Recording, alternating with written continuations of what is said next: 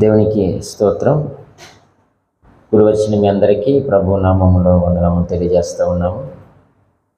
ఈ ప్రత్యేక కూడిక కొరకు ఏర్పాటు చేయబడిన దేవుని లేఖన భాగముగా అపోస్తలుడైన పౌలు కొరింథీయులకు రాసిన మొదటి పత్రిక 1వ అధ్యాయము 9వ వచనంలో ఇలాగూ రాయబడి ఉన్నది: మన ప్రభువైన యేసుక్రీస్తు అను తన కుమారుని సహవాసమునకు మిమ్మల్ని పిలిచిన దేవుడు నమ్మతగినవాడు. దేవుడు తన పరిశుద్ధ వాక్యము మన వెనుకలో దీవించి ఆశీర్వదించునుగాక. ఆమేన్. మంచిది. ప్రియమైన దేవుని సంగమా, చదివిన వాక్య భాగంలో నుంచి కొన్ని విషయాలు మనము జ్ఞాపకం చేసుకుందాం, ఆలోచన చేద్దాం. ఈ వచనంలో రాయబడిన మాటను మనం చూస్తే, తన కుమారుని సహవాసమునకు మిమ్మల్ని పిలిచిన దేవుడు నమ్మతగినవాడు అనేటువంటి మాటను మనం అక్కడ చూస్తున్నాం.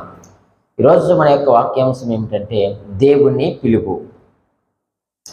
దేవుడు ప్రతి ఒక్కరిని కూడా పిలిచి ఉన్నాడు. ఈ విషయాలు ఇక్కడ చాలా స్పష్టంగా తెలియజేస్తూ ఉన్నాడు. దేవుడు పిలిచాడు. ఎందుకు పిలిచాడు అంటే, ఒక్కొక్కరి ఎడల దేవుడు ఒక మంచి ఉద్దేశము కలిగి ఉన్నాడు. ఆ యొక్క ఉద్దేశములన్నీ కూడా తన పిల్లల ద్వారా దేవుడు నెరవేర్చడానికి ప్రతి ఒక్కరిని కూడా దేవుడు ఏం చేశాడట, పిలుచుకున్నాడు అన్న విషయాన్ని చాలా స్పష్టంగా ఇక్కడ పౌలు గారు తెలియజేస్తూ ఉన్నారు. అయితే మనల్ని పిలిచిన దేవుడు ఎవరయ్యారంటే నమ్మదగినవాడు. మనల్ని పిలిచిన దేవుడు ఎవరండి? నమ్మదగినవాడు. మనము నమ్మదగిన దేవుని దగ్గరికి మనం వచ్చాం.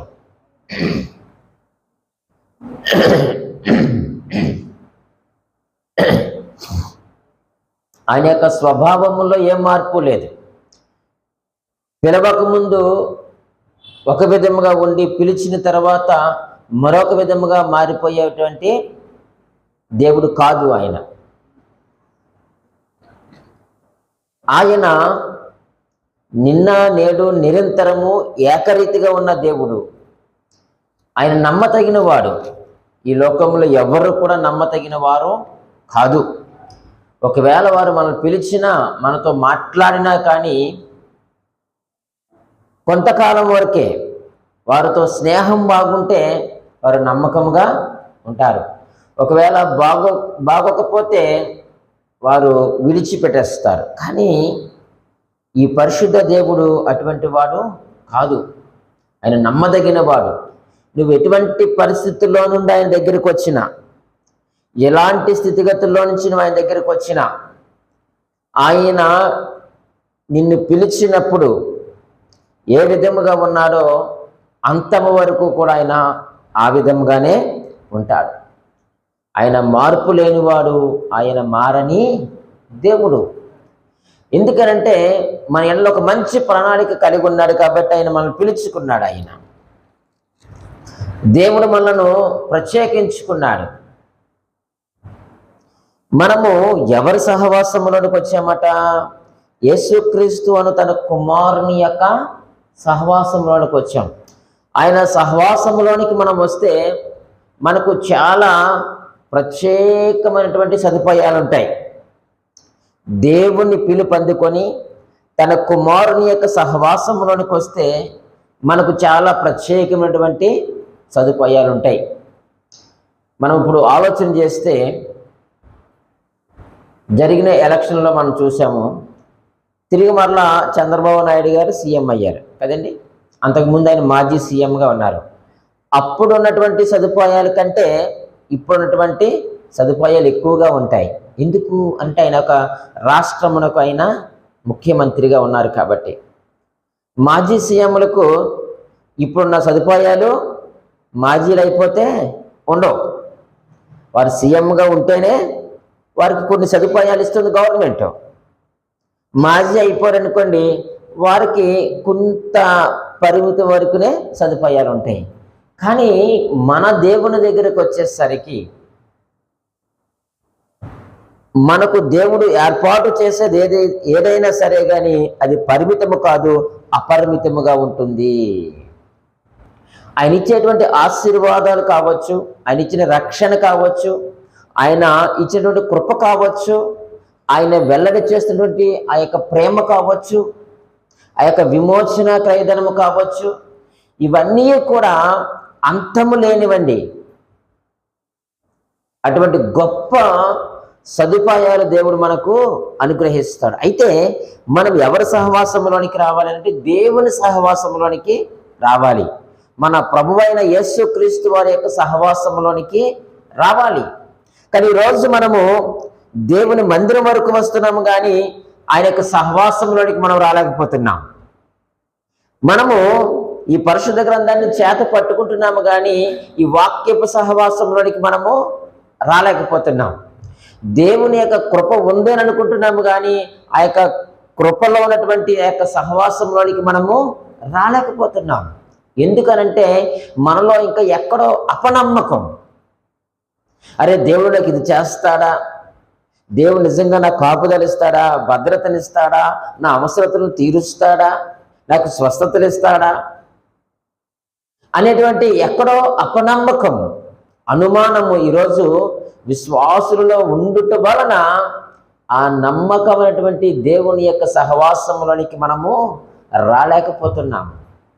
మనం ఆ యొక్క సహవాసంలోనికి రావాలనే తండ్రి మనం పిలుచుకున్నాడు. తన కుమారుని సహవాసంలో ఉండడానికి పిలిచాడట. అయితే దేవుని పిలుపు ఎందుకు దేవుడు మనకు ఆ పిలుపునిచ్చాడు? ఆ సహవాసంలోనికి వస్తే మనకు కలిగేటువంటి ప్రయోజనాలేంటి? ఆ సహవాసంలో ఉంటే మనకు ఎటువంటి సదుపాయాలు ఉంటాయి, మనం ఎటువంటి లబ్ధి మనము పొందుకుంటాం అని మనం ఆలోచన చేస్తే మొట్టమొదటిగా మనం ఆలోచన చేస్తే ప్రియమైన వాళ్ళారా, గలతీయులకు రాసినటువంటి పత్రికలో 5వ అధ్యాయము, గలతీయులకు రాసిన పత్రిక 5వ అధ్యాయము 13వ వచనములో ఈ మాట రాయబడి ఉంది. సహోదరులారా, మీరు స్వతంత్రులుగా ఉండుటకు పిలువబడితిరి. అయితే ఒక మాట, ఆ స్వాతంత్ర్యమును శారీర క్రియలకు హేతువు చేసుకొనక ప్రేమ కలిగిన వారై ఒకనికొకడు దాసులై యుండుడి అన్నాడు. దేవుడు మనల్ని ఎందుకు పిలుచుకున్నాడు అనంటే, మొట్టమొదటిగా మనం ఆలోచన చేస్తే స్వతంత్రులుగా ఉండుటకు పిలువబడ్డాం. ఏంటండి మరి మనము స్వతంత్రులుగా లేమా అంటే లేము. మనము స్వతంత్రులుగా లేము. మనము స్వతంత్రులుగా లేము. మనము బంధింపబడి ఉన్నాము. మనము దాసులుగా ఉన్నాం. అటువంటి బంధకాల్లో నుంచి, అటువంటి దాసత్వములో నుంచి ఆయన మనల్ని విడిపించాడు. విడిపించి మీరు స్వతంత్రులుగా ఉండండి అన్నాడు. ప్రియమైన దేవుని సంగమా, మీరు స్వతంత్రులుగా ఉండటకు పిలువబడితిరి. అయితే ఒక మాట, ఆ యొక్క స్వాతంత్ర్యమును మీ యొక్క శారీర క్రియలకు హేతువు చేసుకోవద్దు. దేవుడు మీకు ఇచ్చినటువంటి ఆ యొక్క స్వతంత్రత ఏదైతే ఉందో, ఆ ఫ్రీడమ్ ఏదైతే ఉందో, దానిని మీ యొక్క శారీరక క్రియల కొరకు మీరు ఉపయోగించుకోవద్దు. ఎందుకు అసలు దేవుడు మనల్ని స్వతంత్రులుగా చేశాడు? దేనిలో నుంచి మనల్ని స్వతంత్రులుగా చేశాడు? ఏ దాస్యము నుంచి, దేని క్రింద మనము దాసులుగా ఉంటే దేవుడు మనల్ని విడిపించి స్వతంత్రులుగా చేశాడు అని మనము ఆలోచన చేస్తే ప్రియమైన వాళ్ళారా, యోహాను సువార్తలో ఈ మంచి మాటను మనము చూడగలుగుతాం. 8వ అధ్యాయంలో, యోహాను సువార్త 8వ అధ్యాయము 34వ వచనములో ఇలాగున రాయబడి ఉంది. అందుకు యేసుక్రీస్తు వారు మాట్లాడుతున్నారు,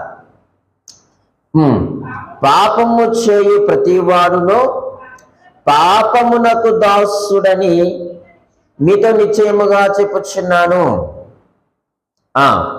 దాసుడు ఎల్లప్పుడూ ఇంటిలో నివాసము చేయడు, కుమారుడు ఎల్లప్పుడూ నివాసము చేయును. కుమారుడు మిమ్మును స్వతంత్రునిగా చేసిన ఎడల మీరు నిజముగా స్వతంత్రులయ్యుందురు అన్నాడు. మనము దేనికి దాసులమై ఉన్నాము, దేని చేత మనము బంధింపబడి ఉన్నాము అని ఆలోచన చేస్తే యేసుక్రీస్తు వారు మాట్లాడుతున్నటువంటి మాటలు ఏమిటయ్యానంటే, పాపము చేయు ప్రతి వాడును పాపమునకు దాసుడు. మనము పాపం అనేటువంటి దాసత్వములో మనమున్నాం. పాపం అనేటువంటి ఆ యొక్క కాడి క్రింద మనమున్నాం. పాపము చేత, పాపపు క్రియల చేత మనం ఏం చేయబడి ఉన్నామయ్యా అంటే, మనము బంధించబడి ఉన్నాం. ఆయన ఒక మంచి మాటను తెలియచేశాడండి. దాసుడు ఎల్లప్పుడూ ఇంటిలో నివాసము చేయడు, కుమారుడు ఎల్లప్పుడూ నివాసము చెయ్యను. నీవు పాపము చేత బంధించబడితే, పాపమునకు దాసులుగా ఉంటే, మనము దేవుని ఇంటిలో మనకి ఏమి లేదట, నివాసం లేదు. దేవునితో, దేవుని ఇంటిలో మనం ఉండడానికి, ఆయనతో సహవాసము చేయడానికి, ఆయనతో మనము మాట్లాడడానికి, ఆయనతో కలిసి మనం ఉండడానికి, ఆ యొక్క నివాసంలో ఉన్నటువంటి ఆ యొక్క ప్రయోజనాలు పొందడానికి మనం అర్హులము కాదు. ఎప్పుడు కాదు, ఎందుకు కాదయ్యా అంటే, ఎప్పుడైతే మనము పాపము చేస్తూ పాపము క్రింద మనము దాసులుగా ఉన్నామో, ఆ యొక్క పాపపు కాడిని మనం మోస్తున్నామో, అప్పుడు మనము దేవుని సహవాసంలో లేని వారుగా ఉన్నాం. దేవుని సహవాసంలో మనం లేకపోతే దేవుని ఇంటిలోనికి మనము రాలేము. దేవుని ఇంటిలోనికి రాకపోతే దేవుడు మన కొరకు సిద్ధపరిచినవి ఏవి కూడా మనము పొందుకోలేము, లేక వాటిని మనము అనుభవించలేము. ఆ దేవుని ఇంటిలో దేవుని సన్నిధి, దేవుని యొక్క ప్రసన్నత, శాంతి, సమాధానము, నెమ్మది, ఇవన్నీ కూడా దేవుని యొక్క ఇంటిలో ఉన్నాయి. వాటిని మనము అనుభవించాలి అనంటే, వాటిని మనము పొందుకోవాలి అనంటే, మనము తప్పనిసరిగా ఆ యొక్క పాపం అనేటువంటి దాస్యము నుంచి మనం విడిపించబడి మనము స్వతంత్రులుగా మనం ఉండాలి. అదే విషయాన్ని యేసుక్రీస్తు వారు తెలియజేస్తూ ఉన్నారు. అలాగనే ప్రియమైన వారులారా, దేవుని యొక్క వాక్యము చాలా స్పష్టముగా మనతో మాట్లాడుతూ ఉన్నాడు. 36వ వచనములో కూడా మనము చదివించున్నాం. కుమారుడు మిమ్మును స్వతంత్రులుగా చేసిన ఎడల మీరు నిజముగా స్వతంత్రులై ఇందురు అంటున్నాడు. మనను ఆయన స్వతంత్రులుగా చేశాడు. ఆ యొక్క పాపపు దాస్యములో నుంచి, ఆ బంధకాలలో నుంచి ఆయనకు శిలువ మరణము ద్వారా, ఆయన కార్చిన యొక్క రక్తము ద్వారా ఆయన మనల్ని ఏం చేశాడట, స్వతంత్రులుగా చేశాడు. ఇప్పుడు మనం మన యొక్క నివాస స్థలం ఎక్కడ, దేవుని ఇంటిలో. అంతే కదండి. మనము పాపమునకు దాసులుగా ఉంటే దేవుని ఇంటిని కోల్పోయాం, దేవుని యొక్క సహవాసాన్ని కోల్పోయాం. ఇప్పుడు ఆ దేవుని యొక్క ఇంటిలోనికి మనం రావడానికి, దేవుని యొక్క సహవాసంలోనికి మనం రావడానికి తండ్రి అయిన దేవుడు మనలను పిలుచుకున్నాడు. కాబట్టి యేసుక్రీస్తు వారు మనల్ని ఏం చేశారయ్యా అంటే, ఆయన మనలను స్వతంత్రులుగా చేసి ఉన్నాడు. ఇప్పుడు మనము స్వతంత్రులముగా ఉన్నాం. అయితే మనకు దేవుని ఇంటిలో ఏముంది చెప్పండి, నివాసం స్థలం మనకు ఉంది.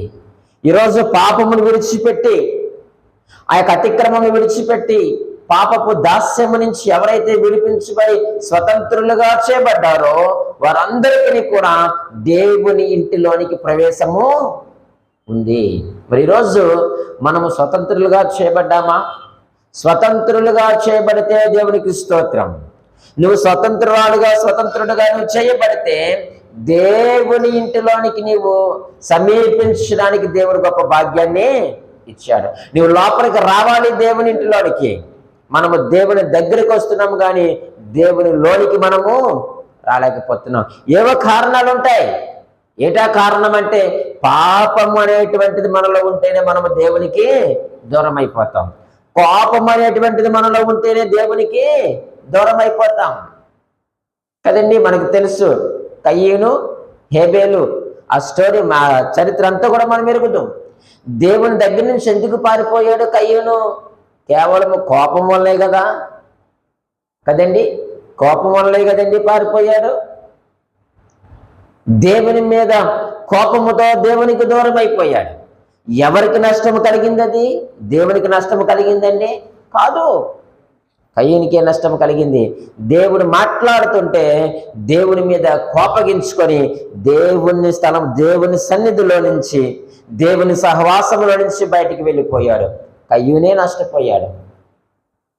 ఈరోజు దేవుని యందు భయభక్తులు కలిగిన వారుగా, విశ్వాసులుగా, స్వతంత్రులుగా చేయబడినటువంటి మనము దేవుని వరకు వస్తున్నాం, వాక్యం వరకు వస్తున్నాం, కానీ ఆ యొక్క వాక్యం అనేటువంటి సహవాసంలోనికి మనం వెళ్ళలేకపోతున్నామంటే ఇంకా ఏవో మనల్ని అడ్డగిస్తున్నాయి.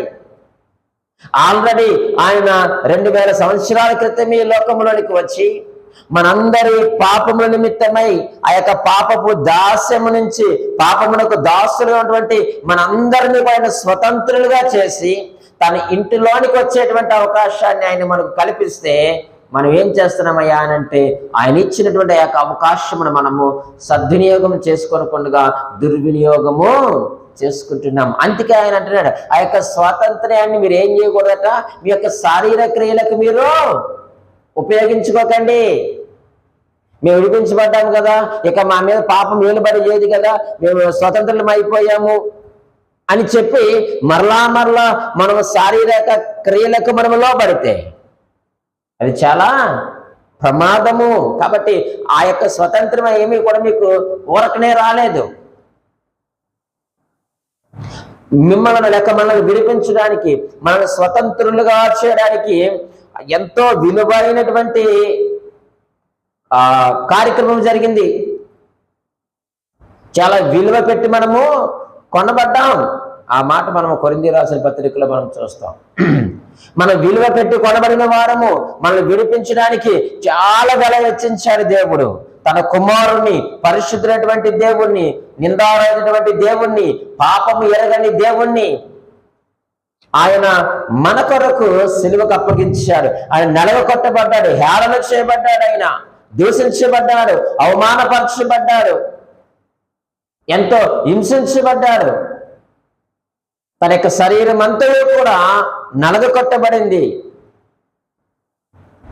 తన యొక్క విలువైనటువంటి నిష్కలంకమైన పరిశుద్ధమైనటువంటి రక్తము చేత ఆయన మనల్ని ఏం చేశాడట, కొన్నాడని కొరింథీయులకు రాసిన మొదటి పత్రిక 6వ అధ్యాయము 19-20 వచనాల్లో మనం చూస్తాం. కాబట్టి ప్రియమైన దేవుని సంగమా, విలువ పెట్టి కొనబడిన వారు కనుక మీరు స్వతంత్రులుగా ఉన్నారు. మీరు స్వతంత్రులు అని అంటే దేవుని ఇంటిలో నివాసము చేయడానికి మీరు నేను యోగ్యులము. అందుకే మనల్ని పిలిచిన వాడు నమ్మదగిన దేవుడు, నమ్మదగిన వాడు. ఆయన విశ్వాసం ఉంచు, నమ్మిక ఉంచు, ఓర్పుతో సహనముతో కనిపెట్టుకో. ఖచ్చితంగా దేవుడు తన యొక్క నమ్మకత్వాన్ని కూడా నిరూపించుకుంటాడు. దేవుడు తన యొక్క నమ్మకత్వాన్ని దేవుడు నిరూపించుకుంటాడు. మనము ఓపికగా దేవుని సన్నిధిలో మనము కనిపెడుతూ ఉండాలి. ఆయన సహాయం చేసే దేవుడు. అందుకని అంటున్నాడు, మరలా చూడండి, మాట జ్ఞాపకం చేస్తాను. గలతీయులకు రాసిన పత్రికలో 4వ అధ్యాయము 8వ వచనాన్ని చదవండి.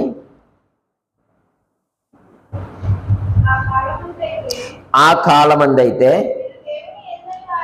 మీరు దేవుణ్ణి ఎరగని వారై నిజమునకు దేవుళ్ళు కాని వారికి దాసులై ఉంటిరి. చూడండి, మీరు పాపమునకు దాసులై ఉన్నారు. రెండవదిగా ఇక్కడ మరలా ఆయన ఏం మాట్లాడుతూ ఉన్నాడనంటే, నిజమునకు దేవుళ్ళు కాని వారికి మీరేమై ఉంటరి, దాసులై ఉంటరి. మనం రక్షించబడక ముందు, ఆయన సొంత రక్షకునిగా అంగీకరించక ముందు మనము వేరే వేరే జీవితాలు జీవించిన వారు కదండి. చాలా మంది సాక్ష్యాలు చెప్పినప్పుడు మనం విన్నప్పుడు వారు చేసినటువంటి పూజల కొరకు, వారు నమ్మినటువంటి దేవుళ్ళ కొరకు వారు మాట్లాడుతూ ఉంటారు.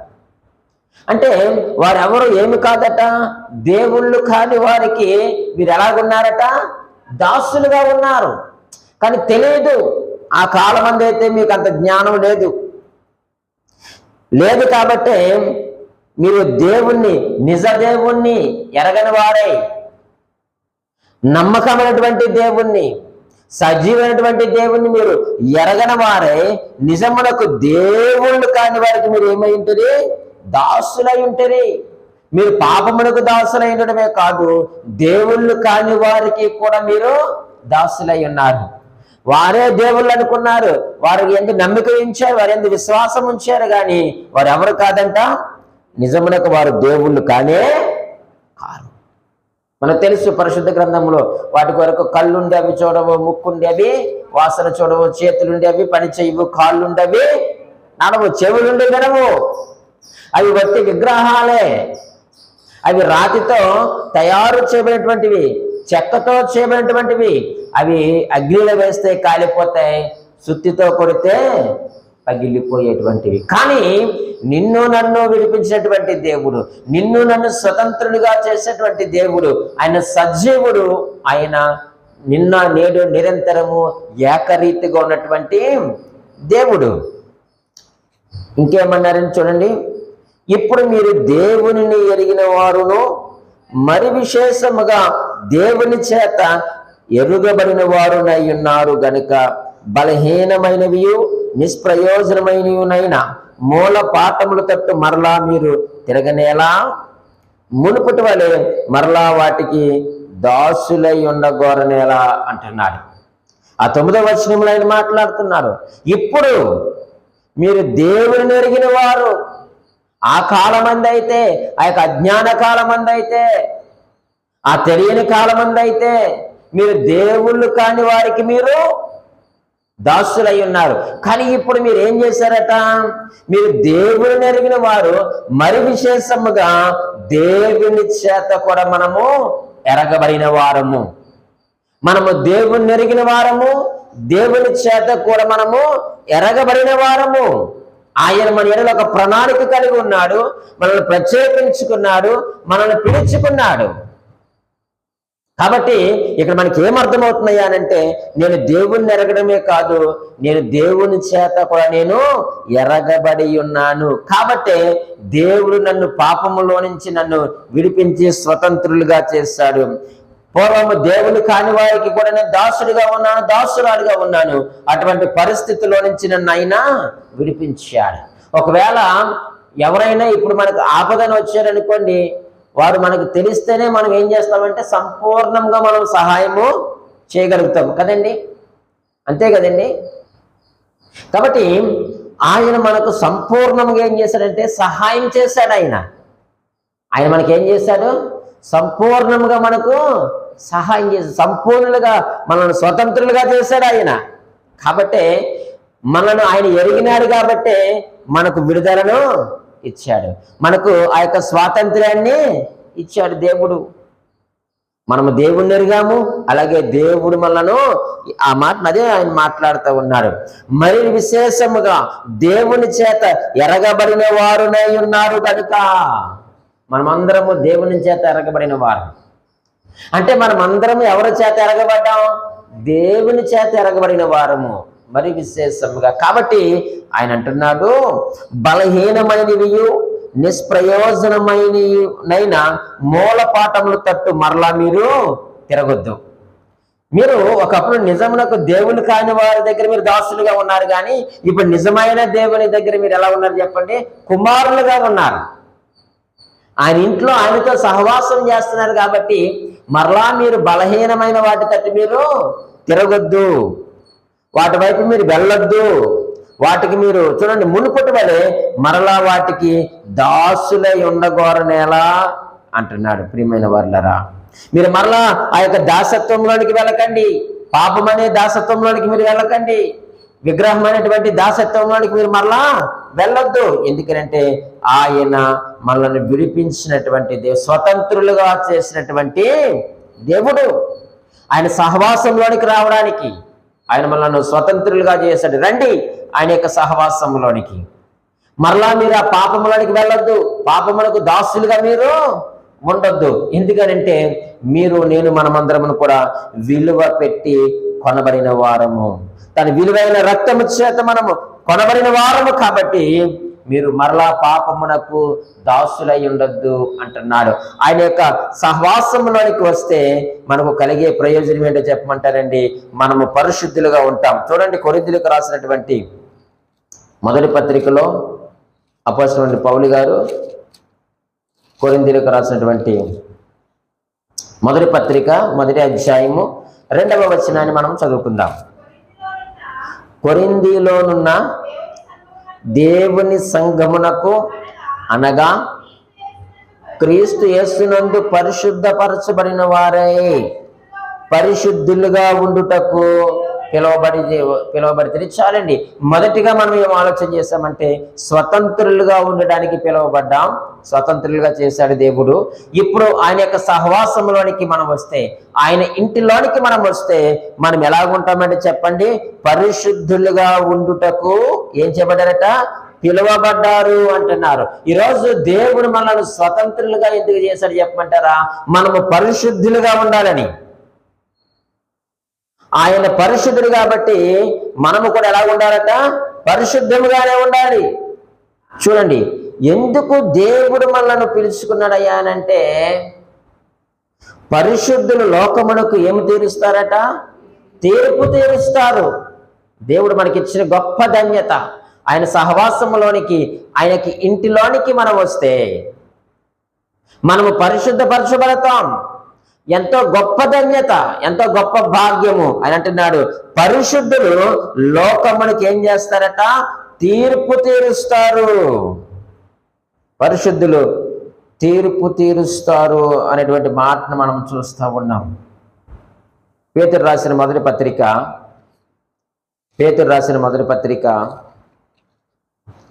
1వ అధ్యాయము 14, 15, 16 వచనాల్లో ఈ మంచి మాటలు మనము చూస్తూ ఉన్నాం. నేను పరిశుద్ధుడనై ఉన్నాను కనుక మీరును పరిశుద్ధులైనడని రాయబడి ఉన్నది.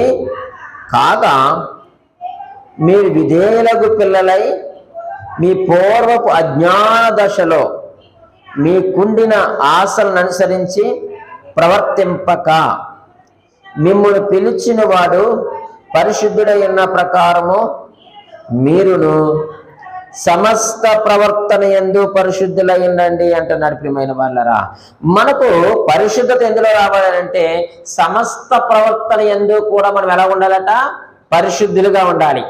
మనము దేవుని మందిరానికి రావడానికే కాదు పరిశుద్ధత, దేవుని వాక్యమును చదవడానికే కాదు పరిశుద్ధత, మన యొక్క సమస్త ప్రవర్తన అంతటి యందు కూడా ఏముండాలట, పరిశుద్ధత కనపరచాలి.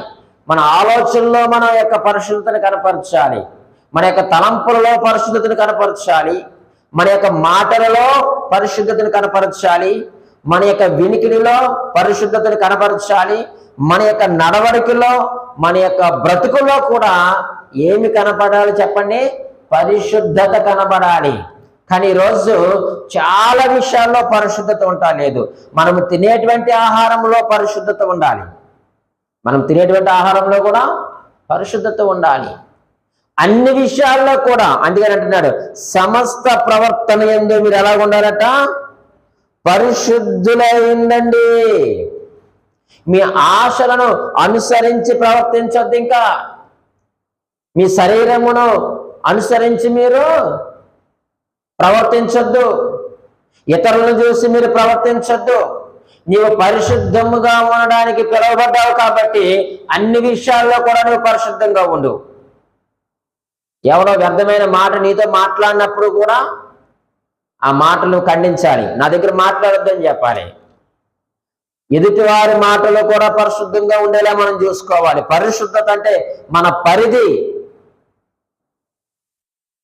మన యొక్క పరిధి అంతా ఎలా ఉండాలి చెప్పండి, పరిశుభ్రంగా ఉండాలి.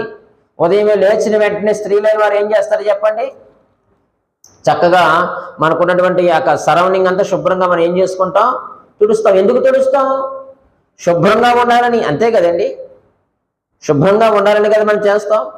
చక్కగా తర్వాత బ్రష్ చేస్తాం, స్నానం చేస్తాం. ఎందుకు చేస్తాం, శుభ్రత కొరకు. అంటే భౌతికమైనటువంటి వాటి కొరకే నువ్వు ఇంత శుభ్రత ఉండాలని ప్రయత్నం చేస్తా ఉన్నప్పుడు టైల్స్, మార్బుల్స్ ఎందుకు వేస్తాం, శుభ్రంగా ఉంటుందనే కదా. మరి క్రీస్తు యొక్క రక్తములో కడగబడినటువంటి మన ప్రవర్తన ఎలా ఉండాలి, పరిశుద్ధంగానే ఉండాలి కదా. మన పరిధి ఎలాగ ఉండాలి, పరిశుద్ధంగానే ఉండాలి కదా. మరి ఎవరో చెవులో ఏదైనా మాటలు చెప్తున్నారనుకోండి, ఆ వ్యర్థమైన మాటలు చెప్తే ఉన్నప్పుడు వెంటనే నువ్వు ఆపని చెప్పాలా, నువ్వు మాట్లాడొద్దని చెప్పాలి. ఏ విషయమైనా సరే కానీ ఒక పక్కనున్న వ్యక్తి కోసం చెడ్డగా మాట్లాడినప్పుడు ఆపని చెప్పాలా. లేక దేవుని కొరకు, వాక్యము కొరకు, సంఘము కొరకు, లేక సేవకుని కొరకు, నీ ఇరుగు పొరుగు వాని కొరకు ఎవరైనా తప్పుడు మాటలు మాట్లాడితే చెప్పాలా, నువ్వు మాట్లాడుతున్న దగ్గర నువ్వు చెప్పొద్దా మాటలు. నువ్వెవరికి చెప్పాలనుకుంటున్నావు వాళ్ళకే చెప్పు డైరెక్ట్గా వెళ్ళి. కానీ నా దగ్గర అటువంటి మాటలు మాట్లాడొద్దు. ఎందుకు వద్దు, ఎందుకు మాట్లాడకూడదు అని అంటే, ప్రియమైన వాళ్ళారు, ఆయన అంటున్నాడు, మీ ఆశలను అనుసరించి ప్రవర్తింపక. ఇక మీ ఆశలు, మీ ఆలోచనలు, మీ ఉద్దేశాల ప్రకారంగా మీరు ప్రవర్తింపక, మిమ్మల్ని పిలిచిన వారు పరిశుద్ధులైన ప్రకారం మీరు సమస్త ప్రవర్తన యందు పరిశుద్ధులై ఉండండి అన్నాడు. అంటే ఆయన హృదయ రహస్యాలు ఎదిగినటువంటి దేవుడు. ఒకవేళ మనం మనుషుల దగ్గర మనము నాటకం ఆడొచ్చేమో గాక, కానీ దేవుడు ఒకానొక దినమున ప్రత్యక్షమైనప్పుడు, యేసుక్రీస్తు వారి యొక్క న్యాయపీఠం మీద నిలవబడినప్పుడు, ఇవేమీ కూడా నేను తప్పించలేవు, నేను రక్షించలేవు. అప్పుడు మనం దెబ్బకు దొరికేస్తాం దేవుని దగ్గర. కాబట్టి ప్రియమైన దేవుని సంఘం ఆయన అంటున్నాడు, మీరు పరిశుద్ధులుగా ఉండడానికి మీరు పిలువబడ్డారు. నేను పరిశుద్ధిని, మీరు పరిశుద్ధులు. మీరు నా ఇంట్లో ఉంటున్నారు కాబట్టి నా ఇల్లు పరిశుద్ధమైనది, మీరు కూడా పరిశుద్ధంగా ఉండాలి. నా ఆలోచనలు, నా తలంపులు, నా మాట, నా నడవడిక, నా బ్రతుకు, నా తిండి, నా నిద్ర, నా సమస్తము కూడా పరిశుద్ధమైనవి. కాబట్టి మీరు కూడా ఎలా ఉండాలి? పరిశుద్ధముగానే ఉండాలి. నేను నన్ను హింసించినప్పుడు కూడా నేను పరిశుద్ధంగానే ఉన్నాను. నా వల్ల మీకు శ్రమలు వచ్చినప్పుడు మీరు పరిశుద్ధంగానే ఉండండి. అవమానాలు వచ్చాయి నాకు, అప్పుడు నేను పరిశుద్ధంగా ఉన్నాను. నాకు శ్రమలు, కష్టాలు వచ్చాయి, అప్పుడు నేను పరిశుద్ధంగా ఉన్నాను. మీరు నన్ను వెంబడిస్తున్నారు, నా ఇంట్లో ఉన్నారు, నాతో సహవాసం చేస్తున్నారు. కాబట్టి మీరు కూడా ఎలా ఉండాలి? అన్ని విషయాల్లో కూడా పరిశుద్ధముగానే ఉండండి. అప్పుడు నా సహవాసంలో మీరు ఉంటారు. అప్పుడు మీరు లోకమునికి ఏం తీరుస్తారు చెప్పండి? తీర్పు తీరుస్తారు అనేటువంటి మాటను చాలా స్పష్టంగా మాట్లాడుతూ ఉంది. మనకు ఈ పరిశుద్ధత ఎలాగొస్తుందయ్యా అని అంటే, పరిశుద్ధాత్మ వల్ల మనం ఏం చేయబడ్డామట? పరిశుద్ధపరచబడ్డాం. మనమందరము కూడా పరిశుద్ధాత్మ చేత మనము పరిశుద్ధపరచబడ్డాం. మనము పరిశుద్ధులు ఉండడానికి పిలువబడ్డాం. ఆ యొక్క పరిశుద్ధత మనకు పరిశుద్ధాత్మ దేవుని వల్ల లభించింది. మన యొక్క సకల ప్రవర్తన విషయంలో కూడా పరిశుద్ధంగా ఉండాలి. ఎందుకంటే ఆయన పరిశుద్ధమైనటువంటి దేవుడు. ఆయన యొక్క సహవాసమునకు మనం ఏం చేయబడ్డాం చెప్పండి? పిలువబడ్డాం. మరొక మాట మీకు జ్ఞాపకం చేస్తాను. కొరింథీయులకు రాసిన మొదటి పత్రిక 7వ అధ్యాయము 15వ వచనములో ఇలాగూ రాయబడి ఉంది, అయితే అవిశ్వాసి అయిన వాడు ఎడబాసిన ఎడబాయవచ్చును. అట్టి సందర్భములో సహోదరికైనను నిర్బంధము లేదు, సమాధానముగా ఉండుటకు దేవుడు మనల్ని పిలిచి ఉన్నాడు. చాలండి, మనల్ని స్వతంత్రులుగా ఉండడానికి పిలిచాడు. రెండవదిగా పరిశుద్ధులుగా ఉండడానికి పిలిచాడు. మూడవదిగా సమాధానముగా ఉండడానికి పిలిచాడు.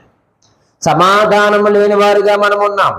అయితే మనల్ని దేవునితో సమాధానపరచుకోవడానికే దేవుడు మనల్ని ఏం చేస్తాడట? పిలుచుకున్నాడట. ఏలయనగా మనము శత్రువులమై ఉండగా అంటాడు కదండి రోమిలికి రాసిన పత్రికలో. మనము దేవునికి శత్రువులమై ఉన్నాం.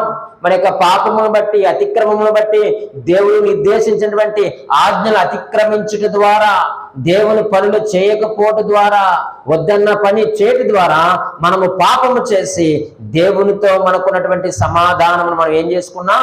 కోల్పోయాం, పోగొట్టుకున్నాం.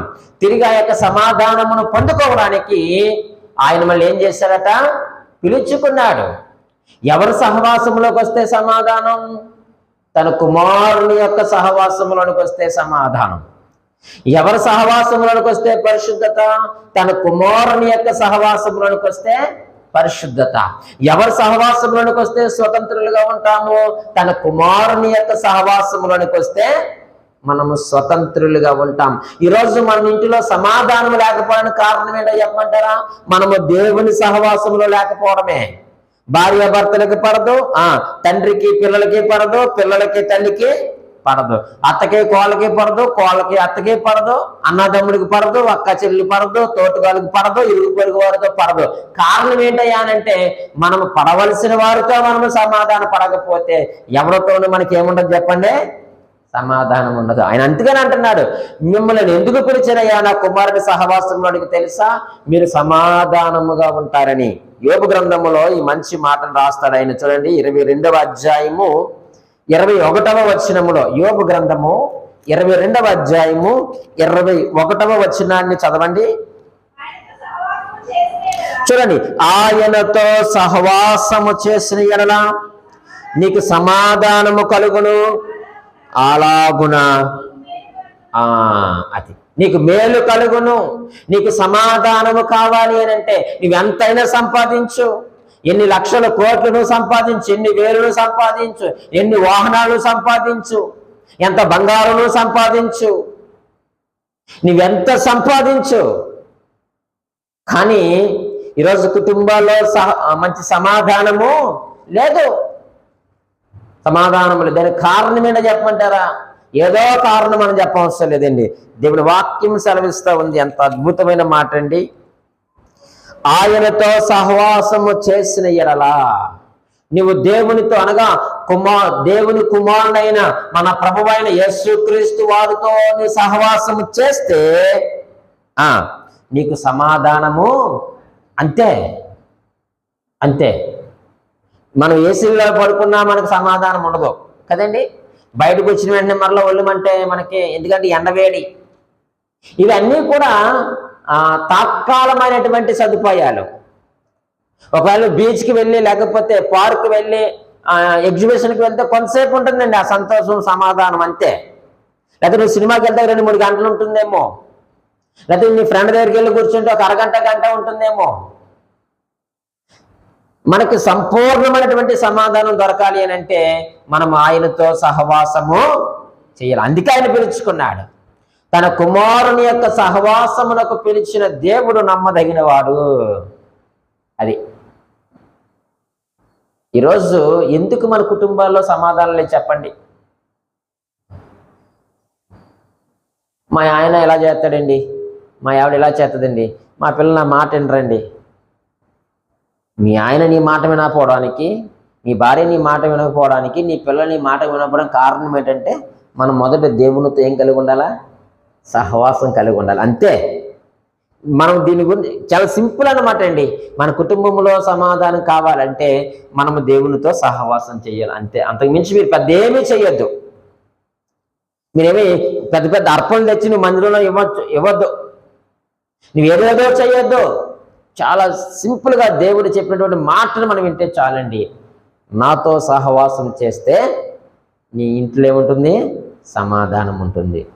మళ్ళీ దేవుడు మాటలండి. అంత మాత్రమే కాదు, నీకు ఏం కలుగుతుందట? మేలు కలుగును అన్నాడు. ఈరోజు మన కుటుంబాల్లో మేలు కలుగుతున్నాయా? మేలు ఎవరు చేస్తున్నారండి మనకి? దేవుడు మనకి మేలు చేయాలంటే ఆయనతో మన సహవాసం కలిగి ఉండాలి. మన కుటుంబంలో సమాధానం ఉండాలంటే ఎవరితో సహవాసం కలిగి ఉండాలి? దేవునితో. అందుకే ఆయన పిలుచుకున్నాడు. ఈ భూమి మీద ఎవరికి సమాధానం లేదు, ఎవరికి లేదు. చూడండి, ఆఫీస్కి వెళ్ళేవాడికి సమాధానం ఉందా? లేదు. పోనీ కూలికి పనులకి వెళ్ళేవాడికన్నా సమాధానం ఉందా? లేదు. మనకు కలిగిన దాంట్లో మనం తృప్తిగా సమాధానముగా ఉండాలంటే నేనైనా మీరైనా ఎవరితో సహవాసం కలిగి ఉండాలి? దేవునితో సహవాసం. అందుకని పిలుచుకున్నాడండి మనల్ని. నేను చాలా మందిని ఎరుగుతున్నాను, వేలు వేలు లక్షలు లక్షలు సంపాదిస్తున్న, ఆస్తుపాస్తులున్నా, వస్తు వాహనాలున్నా, బంధువర్గం ఉన్నప్పటికీ కూడా వారికి లేనిది ఏంటయ్యానంటే సమాధానం లేదు. పాస్టర్ గారండి మా కుటుంబంలో సమాధానం లేదని ప్రార్థన చేయండి. నేను ఎన్నో మార్లు ఇదే మాట చెప్తాను, బాబు ఈ వాక్యం చదవండి మీకు అర్థమవుతుంది. ఏం చెప్తుంది వాక్యం అని అంటే, ఆయనతో సహవాసం చేస్తే ఏం కలుగుతుందట? అంతే. దేవునితో సహవాసం కలిగి. నువ్వెవరితో సహవాసం కలిగి ఉన్నావు ఈరోజు? నీ సహవాసం ఎవరితో? అది గుర్తుపెట్టుకోండి ఒకసారి.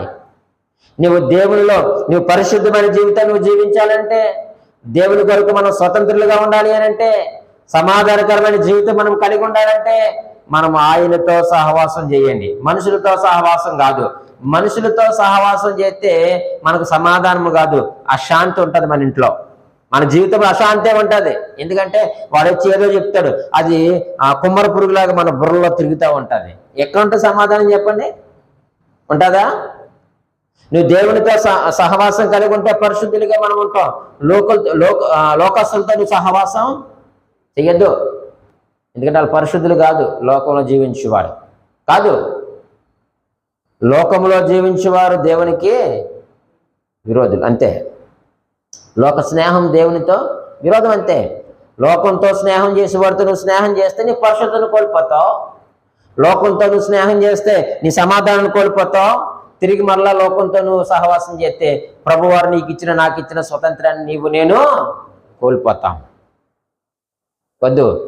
ఆయన మనల్ని స్వతంత్రులుగా చేశాడు. ఇక మరలా ఆ యొక్క పాపానికి మనం దాసులుగా వెళ్ళొద్దు, లోకానికి మనం దాసులుగా వెళ్ళొద్దు, అపవిత్రతకి మనం దాసులుగా వెళ్ళొద్దు, దేవుళ్ళు కాని వారికి మనం దాసులుగా వెళ్ళొద్దు. ఎందుకంటే మనం స్వతంత్రులుగా చేయబడ్డాం యేసుక్రీస్తు వారి రక్తం ద్వారా. మనం పరిశుద్ధులుగా ఉండడానికి మనం పిలువబడ్డాం. ఆయన శిలువ రక్తం ద్వారా మనం పరిశుద్ధులుగా చేశాడు. ఆ పరిశుద్ధతలో నువ్వు ఉండాలి. నీ సమస్త ప్రవర్తన, గుర్తుపెట్టుకోండి, నీ సమస్త ప్రవర్తన పరిశుద్ధంగా ఉండాలి. ఆయన మూడవదిగా అన్నాడు, సమాధానముగా ఉండుటకు మీరు ఏం చేయబడ్డారు? పిలువబడ్డారు. ఈరోజు నీ కుటుంబంలో సమాధానం కావాలా? అయితే ఆయనతో నీవు నేను సహవాసము చేయాలి. అలా సహవాసం చేస్తే దేవుడు మనకు సమాధానమును ఇస్తాడు. మనకు అర్థమైంది ఎందుకు ఆయన మనల్ని పిలిచాడు. మనల్ని స్వతంత్రులుగా ఉండడానికి పిలిచాడు, పరిశుద్ధులుగా ఉండడానికి పిలిచాడు, సమాధానంతో ఉండడానికి పిలిచాడు. ఈరోజు చాలా కుటుంబాల్లో సమాధానం లేదు, పరిశుద్ధత లేదు, అలాగే స్వతంత్రులుగా లేరు. ఇంకా దేనికో బానిసలైపోయి ఉన్నారు. ఇంకా దేనికో బానిసత్వంతో బ్రతుకుతున్నారు ఈ లోకంలో. పేరుకి క్రైస్తవులుగా పరిశుద్ధ గ్రంథాన్ని చేత పట్టుకుంటూ కూడా ఇంకా ఎక్కడో బానిసలుగా మనం బ్రతుకుతున్నాం. ఎక్కడో ఇంకా మనలో అపరిశుద్ధత ఉంది, ఎక్కడో మనలో అసమాధానం మనలో ఉంది. దాన్ని పోగొట్టుకుందాం ఈరోజు. అందుకని మనం పిలిచారు ఈ స్థలంలోనికి. నిజంగా మీరు ధన్యులు ఈ స్థలంలో ఉన్నారంటే. ఎందుకంటే స్వతంత్రులుగా చేయడానికి, మిమ్మల్ని పరిశుద్ధులుగా చేయడానికి, అలాగే సమాధానం ఇవ్వడానికి దేవుడు మనల్ని పిలుచుకున్నాడు. ఈ స్థలంలో మీరు ఉన్నారు, నిజంగా మీరు ధన్యులు. ఈరోజు ఆ సమాధానాన్ని, ఆ పరిశుద్ధతను, ఆ యొక్క స్వాతంత్రాన్ని మనం పొందుకుందాం. దేవుడి మాటలు దీవించి ఆశీర్వదించును గాక.